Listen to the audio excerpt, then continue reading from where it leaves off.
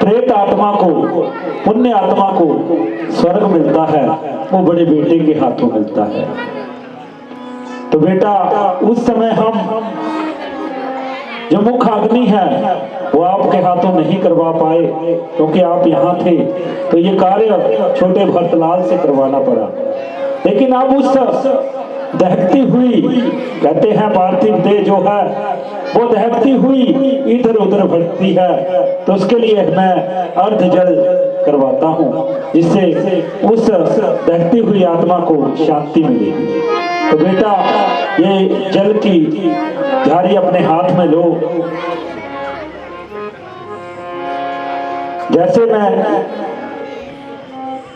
जैसे मैं बोलूं वैसे आपने कहना है और ये इस पवित्र आत्मा को जल देना है।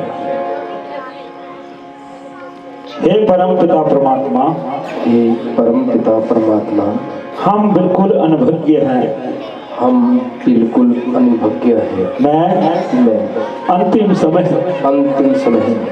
अपने पिता को मुख अग्नि न दे सका, तो इस समय ये अर्थ जल देकर उनका ये संस्कार करता हूँ। ओम तर्पण, ओम तर्पण, ओम तर्पण, ओम तर्पण। बेटा अब हम जो सभी अयोध्यावासी आए हैं, ये भरत जी के कहने पर आए हैं। भरत जी आपसे कुछ कहना चाहते हैं, इनकी बात जरा ध्यान से सुनना और सोच समझ कर अपना निर्णय देना। भैया राम, कहो भरत। मेरी आपके पास यही बेनती रहेगी कि जो कार्य आप मेरे लिए छोड़ के आए हैं, उस कार्य में मैं संपूर्ण नहीं हो सकता हूँ, मैं वो कार्य नहीं कर सकता हूँ। इसलिए भ्राता आप चलिए और अयोध्या के सिंहासन पर विराजमान होइए। देखो भरत, जब पिता की यही आज्ञा थी कि आप 14 वर्षों के लिए वन में जाओ, तो मैं उस आज्ञा का उल्लंघन नहीं कर सकता। लेकिन भैया मैं भी तो उस राजगद्दी पर नहीं बैठ सकता। आपके होते हुए मैं ऐसा कार्य कभी नहीं कर सकता भैया। इसलिए मेरी बात मानिए और अयोध्या वापस चली जाइए। नहीं भरत, मैं अयोध्या वापस नहीं जा सकता हूँ, क्योंकि मेरे पिताजी की अंतिम इच्छा यही थी, यही कहा था कि 14 वर्षों तक आप वन में वास करो। लेकिन भैया मैं आपके बिना उस राजगद्दी पर कैसे बैठूंगा और किस तरह उस राज्य को चलाऊंगा? भैया मुझे इसके बारे में कुछ बतलाइए भैया। देखो, हमारे साथ हमारे गुरुदेव जी आए हैं, वो सब जो कहेंगे वही हमें मानना होगा। भैया अगर आप वापस नहीं जाएंगे तो मैं भी आपके पास यही रहूंगा और मैं भी अयोध्या वापस नहीं जाऊंगा। नहीं भरत, आप अयोध्या जाइए और जाकर के राजपाट को देखिए और 14 वर्षों बाद मैं अयोध्या में वापस आऊंगा।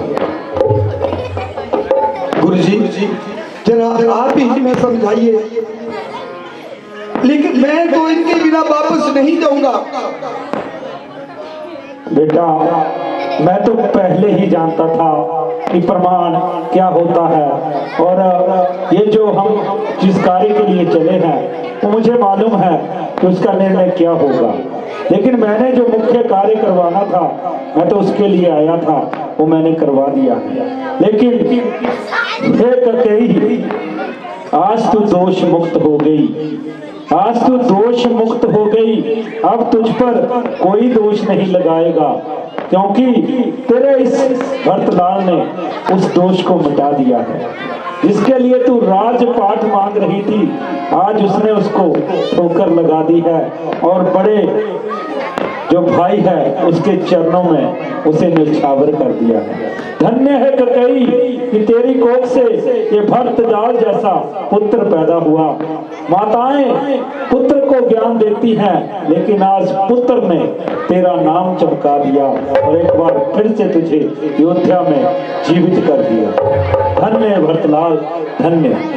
ये दुनिया वालों देखो, ये आपको भी संदेश पहुंचाता है, भरतलाल जैसा भाई जग में न पाया जाता है। आजकल भाई भाई संपत्ति के लिए लड़ते हैं। देख लो दोनों को, अयोध्या के राजपाट को ठोकर मारते हैं। माता पिता की आज्ञा सिरोधारण करके अपना धर्म निभाते हैं। देख लो अयोध्या के लालों को, किस तरह अयोध्या का नाम इस नैना देवी में चमकाते हैं। धन्य है दोनों ही। आज मेरी ये शिक्षा पूर्ण होती है और दोनों ही मेरी शिक्षा पर अटल उतरते हो। मुझे मालूम है दोनों अपना अपना धर्म निभाएंगे। पिता की आज्ञा को राम नहीं टालेगा और अयोध्या का सिंहासन भरत नहीं संभालेगा, ये तो मैं जानता हूँ। तो मेरी एक आज्ञा है, उसका आप दोनों पालन करेंगे, इसमें किसी को संशय नहीं होना चाहिए।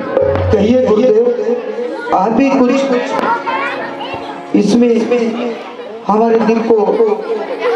तो बेटा सुनो, जिस तरह ये तपसी बनके वनों में घूम रहा है, बेटा भक्त तू भी अयोध्या में इसकी तरह तपसी बनकर रहेगा।